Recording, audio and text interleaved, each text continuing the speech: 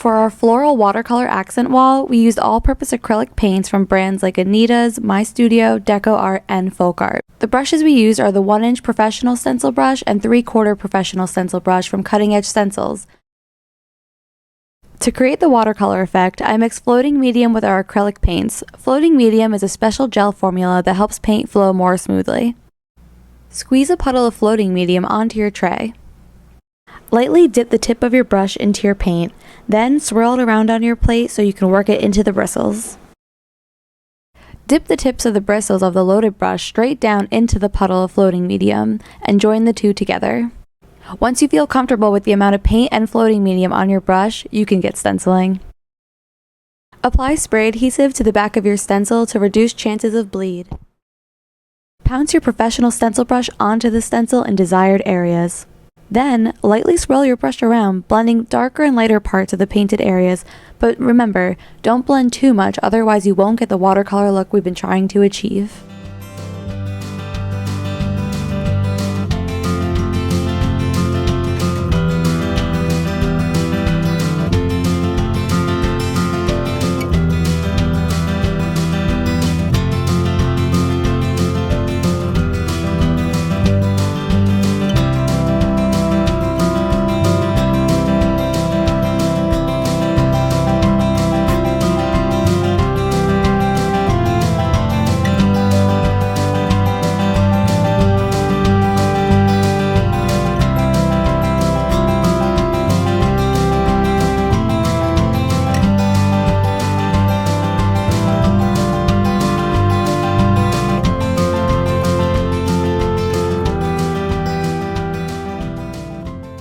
Now it's time to add those leaves.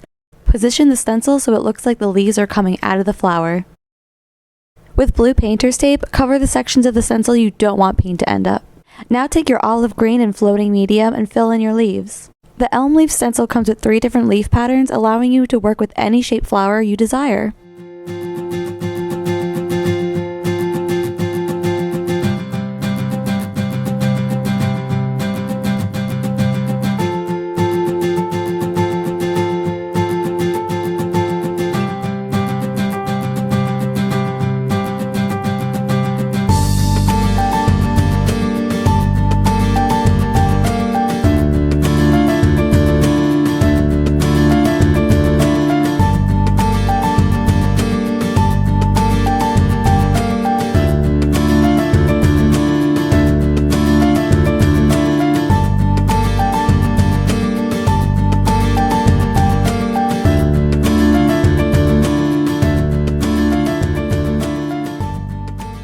After a few repeats, we like to reapply spray adhesive to the back of the stencil. This also reduces your chance of bleed.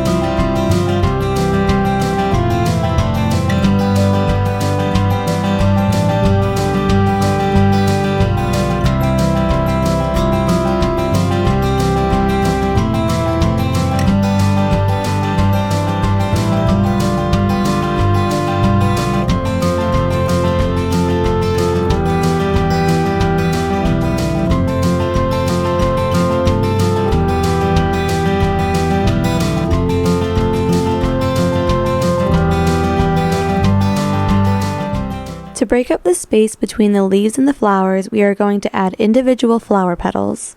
You can do this by focusing on one petal from your flower stencil and filling it in. If you stencil the flower with 2 different colors, remember to do the same thing with that flower petal.